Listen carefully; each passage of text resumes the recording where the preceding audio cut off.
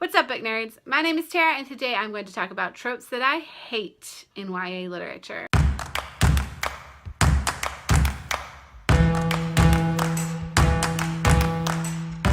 The first trope I hate is the I'm going to Harvard trope. And this is something that a lot of our YA contemporary heroines experience, that they are just so smart and their goal is to go to Harvard one day. And most of the time they get into whatever fancy school, even if it's not Harvard, maybe Harvard represents some other really fancy school that they want to go to. And that's not terribly realistic, because think about how many people actually go to Harvard. Most people either kind of think they want to go to Harvard and then they realize they actually want to go somewhere else for their college experience. They want to go to Harvard and they don't get in, or they want to go to Harvard and it's too expensive.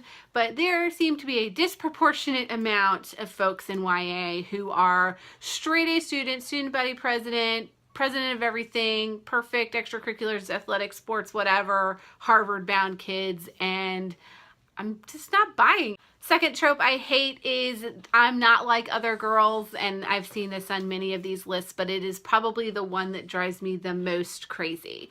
And sometimes this is explicitly stated, like the girl is like, look at me, I'm so different, I'm so unique.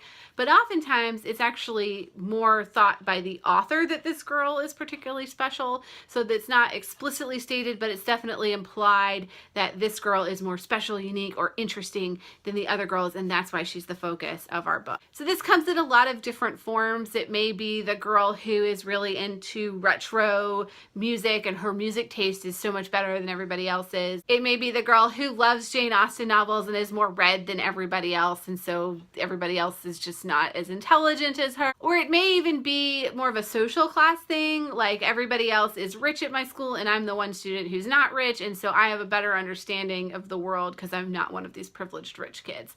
There are infinite number of packages that this can come in, and it's infinitely annoying each time I see it. The next one isn't really a trope so much as a sentence that drives me crazy, and I think I recently read it in either Shadow and Bone or Throne of Glass, or maybe something else, but I think it was one of those two.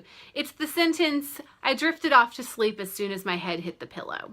And I haven't ever really thought much about this phrase, and maybe I'm the only person who feels this way, but that has never been how I go to sleep. Even when I'm super exhausted, it's not like I just lay down and everything turns black. Like, I don't even remember that if it happens. Why would I write that into a story? I might just say like I went to sleep immediately or something. I don't know. It just seems like that sentence, I just feel like it's more convenient for the author to write that than for any person ever to think that way about how they go to sleep. The fourth trope I hate is the reluctant chosen one, and I probably wouldn't hate this one so much if it wasn't in everything, and I guess it's in everything because it's like the hero's journey business, like that's how we tell stories in Western culture. But it does get a little tiring that these chosen ones never want to be the chosen one. They're fighting it at every turn. This is what I think is driving us nuts when we're reading Shadow and Bone, because Alina is just like, I can't be, this isn't me, I don't understand, this is not true. And it's like, just like, dude, you're the chosen one, just like go do it. I'm tired of listening to you whine about how you don't understand it or how it doesn't compute. Like, just save the world. And I'm fine with you being happy about being the chosen one. That's a perfectly okay stance to have. Like, it's cool. The fifth trope I hate is the afterthought villain. And this is where the writer has been more concerned with the world and the protagonist and the romance or the love triangle, and they were like, well, we need some sort of conflict, so we're going to create this villain who is really just there to be the conflict, not to be a fully fleshed out character. So this would be any time that you have a villain who just seems like, what is their motivation for wanting to be so terrible? Why did they pick the route of just being terrible rather than maybe putting their powers towards something that's more questionably terrible, like money, as opposed to just like killing people? I felt like some of the characters in the Hunger Games went down this road a little bit, like not President Snow or any of those people, but like the other tributes that were demonized for their way of going about things, but we never really got to learn anything about their characters. And I know that's by design, but it's like you just had to have this book with these tributes that you're rooting for, and then these sort of one-dimensional tributes who their only job was to be really violent and kill all the other tributes. And finally, my least favorite trope of all time is the I have a secret and I'm going to tell you, but not today, I'm going to tell you tomorrow. And along with this trope is the trope of that person getting killed before they get to tell the other person the secret. This is ridiculous. There is no reason why I would stand in front of a person and say, I'm going to tell you a secret, but for some reason I don't have the time to tell it to you now. Like, I bet there are some of you out there who are people like me, where if someone says to you that they are going to tell you something later, it drives you up the wall and all you want to do is hear it now. Like, my fiance will say, I got you a present, I'm so excited about it. All I can think about is how I want to know what the present is. So the better option is to not say like, hey, I have a secret, but I'm not going to tell you. Just keep that to yourself. Like, just tell me the secret tomorrow. And then when you die overnight, I'm not going to know that there was some secret that I didn't know.